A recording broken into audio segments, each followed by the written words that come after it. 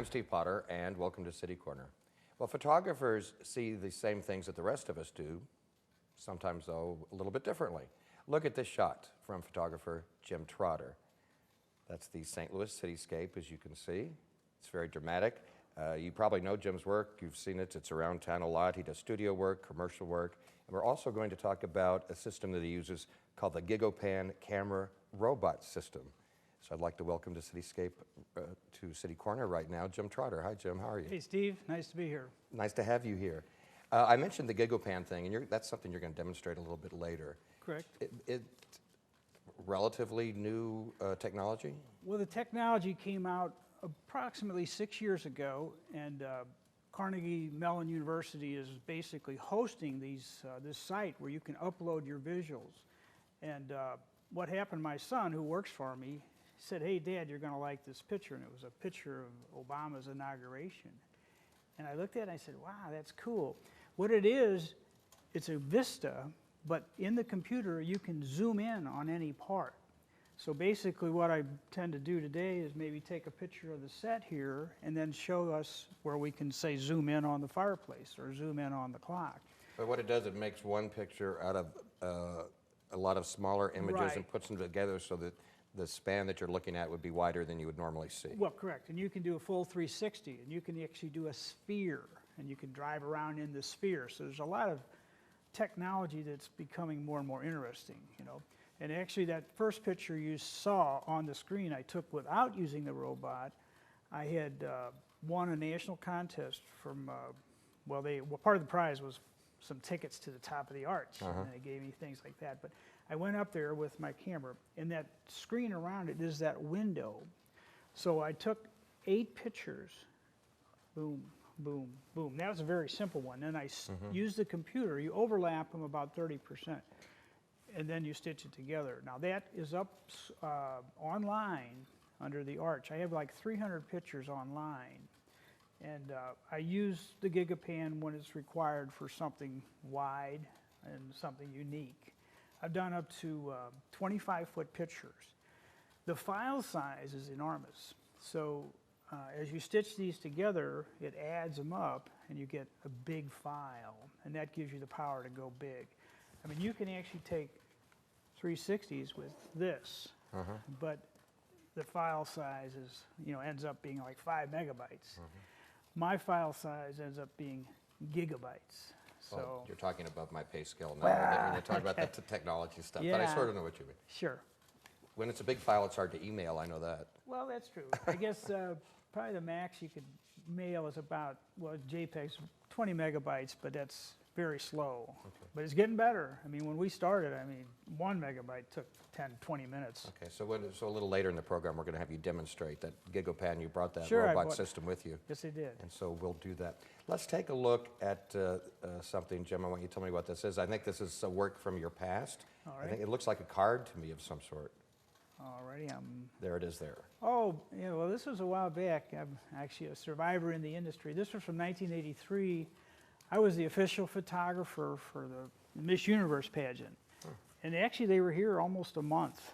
And I did parties and all kinds of events. And then we shot the still pictures. And Merit's Motivation was part of it too. And basically I had my press pass and I could get in anywhere and shoot these beautiful ladies. And it was a lot of fun. Yeah. So let's look at some more of your work, Sure. a couple of them.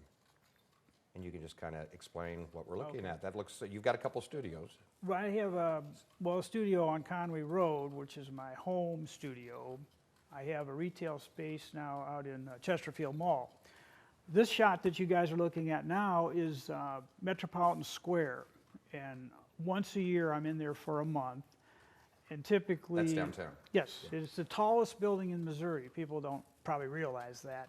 But I actually get to display down there once a month, and the building is filled with, I call them, lawyers or high rollers or people who like maybe to utilize my art. So actually, I sell artwork from here. I would imagine your art goes well in a business setting, reception areas, things like that. My St. Louis stuff does. It seems like, people want to have you walk in and feel comfortable there. Let's look at the next one. Sure. This is back in the day. I see the TWA on the far side. But Oh, now what's interesting about this, Steve, is when I shot it, those clouds weren't there. It was kind of an okay day. But with the advent of the computer and a little bit of time, you can put in a little better sky.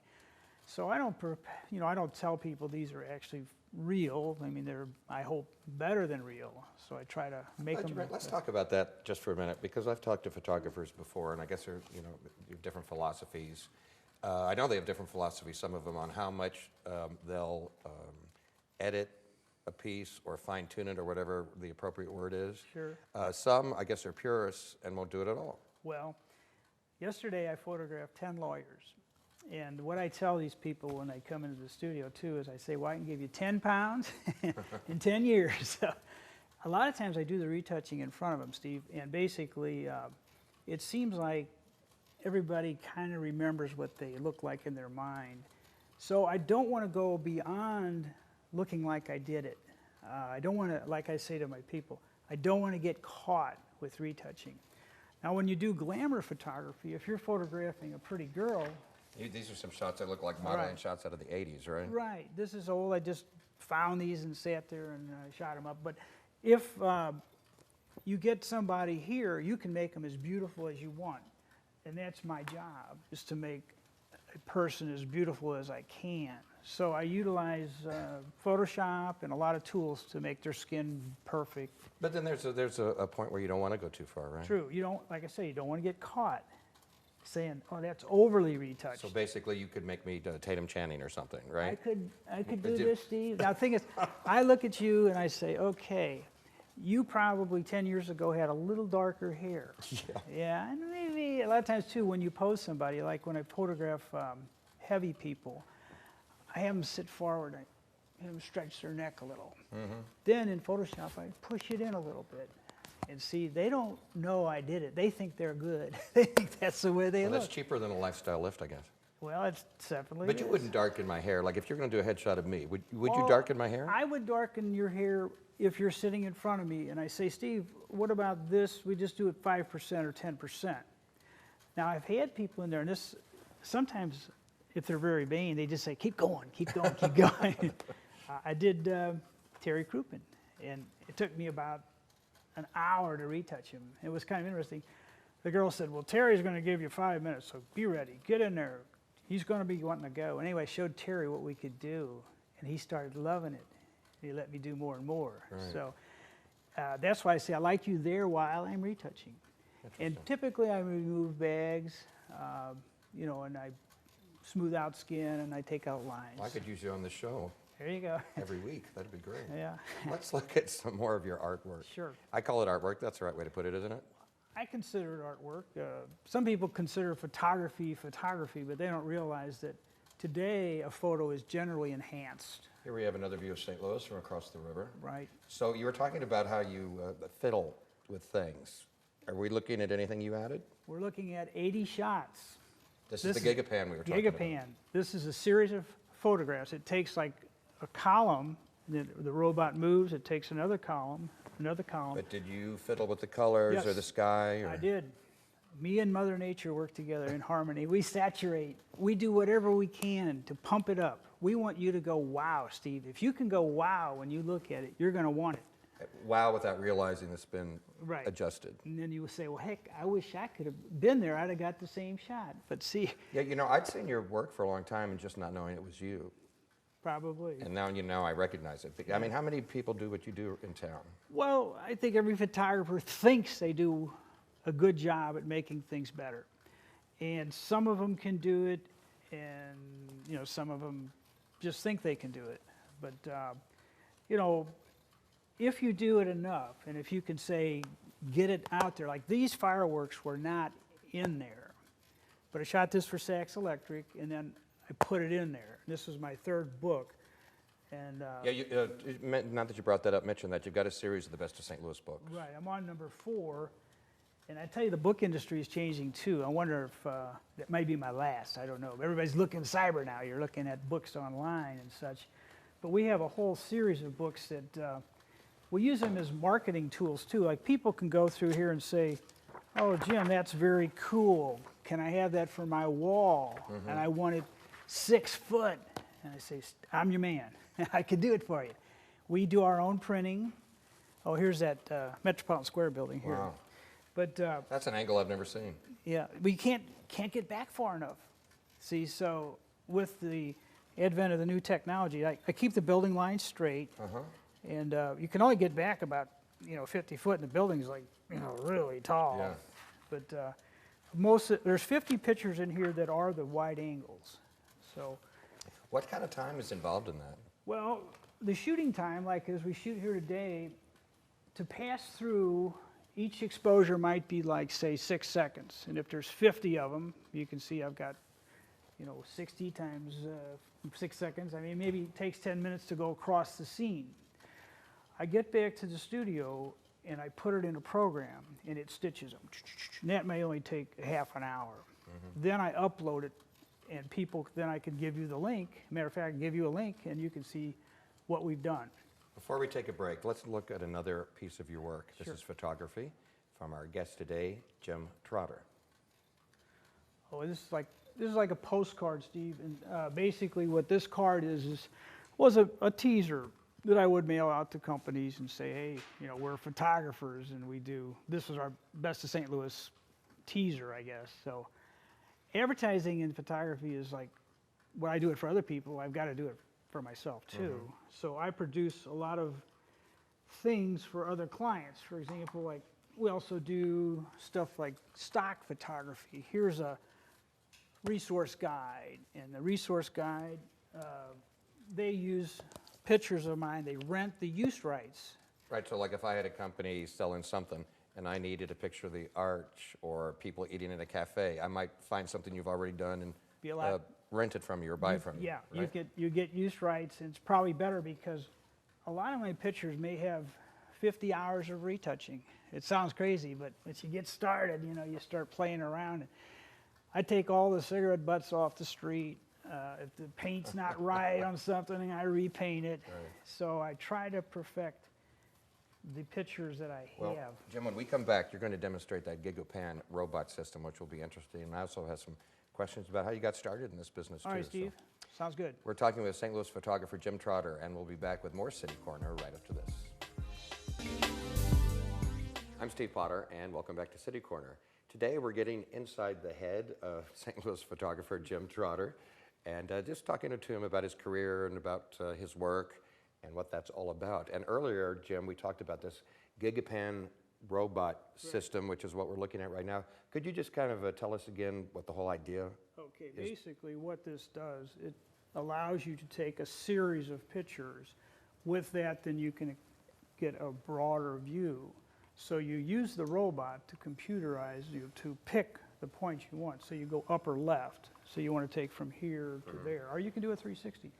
Once you get that point set, you put it in, and you say okay. Then you go to the lower right, and as So you go how down- much time is involved taking, like, if it was a 360 shot? A 360, like when I was in New Cathedral, I took actually 360 shots, and they were like 20 seconds apiece. I think it took 2 hours, but that was an exceptionally long one. If the lighting is bright, I mean, you can do a shot in 10 minutes. In here, if we did the set, we should do the set, it may only take maybe 12 minutes. So you're going to activate this now, and then we're going to go back to the couch and talk some more. That's the So- plan. So during this last segment, it's going to be making it swoop, and later you may end up with something. We hope so. Yeah. Maybe? We hope so. Well, there's a lot of variables and there's a lot of shots, and then the computer stitches it. And if nothing goes wrong, you get a good picture. So that might be on your website at some point. Well, we could You do never that know. too. Yeah, all right. Well, that'd be good. is it going now? Or? I haven't started it. Basically, I have to get over here and get my points set up. So I would go ahead and set it up for my lower right, which would be, in this case, I could go over here, set it up so that I can figure out where I want to shoot from here to there. Okay. So, Well, go ahead and activate that. And okay, we can let it go later, but basically you see how it moves and then it launches and then moves. So it'd probably be better we just go on back now and right. then we'll go ahead and talk about it and see if we can get it later. all right. All right, Steve, thanks. You know, and I'm curious, I was looking at your camera there. You being a professional photographer, how many cameras do you own? Well, actually now I have 3 large format or medium format cameras, a Hasselblad, and actually there is a robot that will take the Hasselblad. There's like a bigger one. I sold my 8x10s, my 4x5s, my panoramas, and all those cameras. I got rid of a lot of stuff, you know, eBay, everything, and I've gone now to digital. But utilizing even a small camera with good quality optics, you can actually achieve a great picture. You know, Jim, I'm just wondering what your thoughts on how photography has changed. I hate to reveal my age, and I won't, but I do remember my first camera in the 1960s. Do you remember those brownie cameras where you'd look in the top? I had one of those, and then also in the 60s, when the Polaroids came out, the black and white Polaroid, where you know you developed a shot in what did it take 3 minutes or something like that? 60 seconds. So anyway, here's my point. Those were the days where everybody had their own camera. Now people use their iPhones or whatever it might be. Ta-da. So I'm wondering, do people really have cameras anymore? Well, these are actually cameras, and in some sense, the optics are such that a lot of stuff is in focus. Everybody's a photographer now. So it's actually changed the scope of my business too.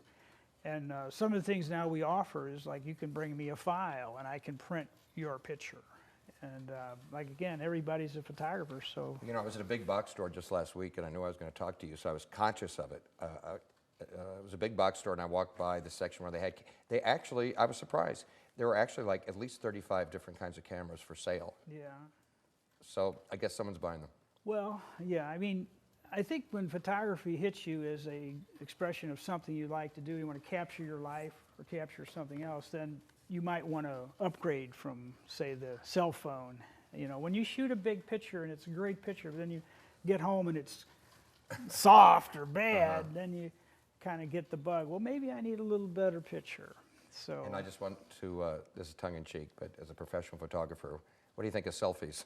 Well, it's interesting. I think that people hold them too close and it makes their nose big. I mean, you want to zoom out and get them back a little further. Right. It's kind of a... They get on my nerves, that's why I brought it up. I don't do it. I think other people can look at you and study the lighting and make sure it's right and get a better picture than you can get a selfie. Let's look at some more work by photographer Jim Trotter. Why don't we look at about 4 or 5 shots here, Jim, and you can just tell us. Oh, this is interesting. This was a Gigapan. Those are made out of cups. This was last summer down at the Shaw's Garden. On the web, you can zoom in and see each one of those cups, and it's crazy. It's, you know, just exciting. Now that color in the sky, I added the sky. This was opening night, probably 80 shots, that little Canon camera. Okay. It's beautiful. Let's go to the next one. Here's another one where I just added the sky. St. Louis Science Center. Right, Science Center. So again, I like to make things as, you know, exciting as I can. I look for that wow it's beautiful. In a picture. Let's look at the next one. All of these are in my book on St. Louis. Now this one I've done many times 8 foot. Now this was actually old school. This was shot with an 8x10 camera I built with a 72mm lens. Also added the sky. The other thing about photography is timing. If you stay too late, those lights will really blast out there. So you have to shoot it at dusk, you know, twilight. Let's look at one more. Oh, here's a different sky on the same picture. So I'm just showing you if somebody likes a different sky, you know, you can cut out a little deal, and you can throw 10 skies in there until they say yes. Isn't that interesting? They get confused, though. I have some books here that we just kind of want to run through because I think it sort of illustrates your career. This is a little pamphlet for a gentleman who's based in St. Louis, and he makes very exclusive fountain pens, and you did the work for them. We do the photography for Dave, and it's about 10 years now that we've been doing his photography, and they're very high-end pens, and you know, it's just one of the clients. What we tend to get now is the real high-end work. I mean, because everybody else, again, will get out their cell phone and shoot pictures for. Right. But when you get something really good, then now this goes back, doesn't it? This was one that actually started my interest. A gentleman was utilizing my stock images in this book probably 8 or 9 years ago. And it was like a resource guide. So people can, again, use my pictures. They pay me to use the pictures. And it's cheaper than having a photographer come out and take Generally, something specifically for their ad. if you called me, Steve, and said you want a picture of the ballpark right now, it wouldn't look so cool, you know, because it's still snowy and crappy. So what I get is, you know, the best of the best. Oh, this one here on the top was for the Clarion. I shot a 360 up there, old school, where I stitched it manually. Now the Gigapan helps you stitch it with their software, but that was, actually I shot the first one in like 92. And then I've shot it again.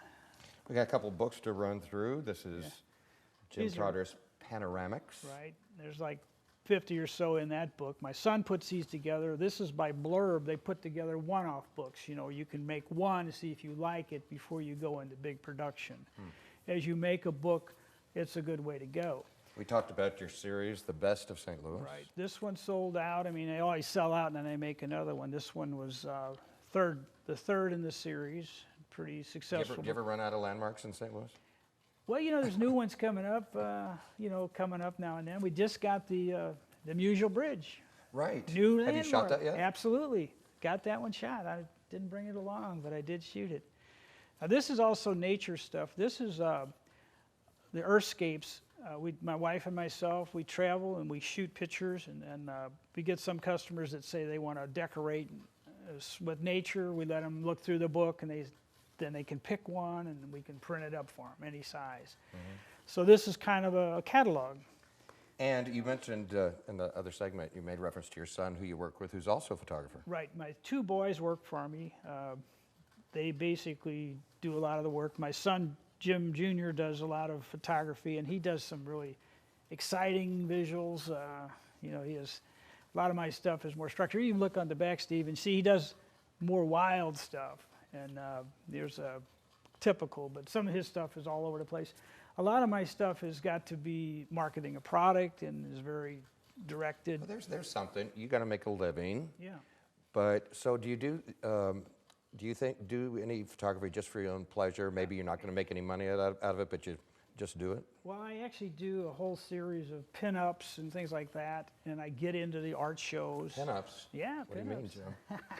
You know what pin-ups are back in the day, but you know, I think I love things that are beautiful. I think women are beautiful. I utilize women in my deal, and I maybe also even work on them a little bit, make them even prettier. I'm at the Coffee Cartel with about 20 pieces down there, and Dennis has me in there, and every 6 months or so I change out. So my real art, I guess, I mean, in a sense, is my St. Louis art. But, you know, if I could make a living producing just fine art, I'm going in that direction as I let the boys take over, you know. And the transition has been, you know, forever. So It always is. yeah. So, We have a few minutes remaining and a few more shots. Let's take a look Sure. at some more of your work. This is photography by Jim Trotter, St. Louis photographer. well, this is Powell Hall. It's a very cool spot. I generally call them and get permission to go in. And, you know, like at the Fox Theater and all those places, sometimes I light them, and I take in lights, and it takes me 2 hours to light the set. Yeah. And then sometimes, well, if I'm doing the Gigapans, I did, you know, the Peabody, and it was 80 shots, took me a couple hours, and it was Peabody's also in the new book now. They spent $80 million in restoration. It's a beautiful place. Oh, Jim, it's cool. I kind of need to wind things up. Sure. But I want to let people know you have a website, so if they're interested in your work, tell us, how do we find it? Yeah, trotterart.com. And of course, I'm on Facebook and everything else, but trotterart.com will have quite a bit on there. It also leads on to these Gigapans where you can maybe find. Great. Well, thank you for demonstrating that today, Jim Trotter, and thanks for saving images that will outlast all of us, There you right? go. Thank you, Jim Steve. Trotter, so nice to meet you. All right, thank you. I'm Steve Potter. That's all the time we had for City Corner this time. Thanks for joining us.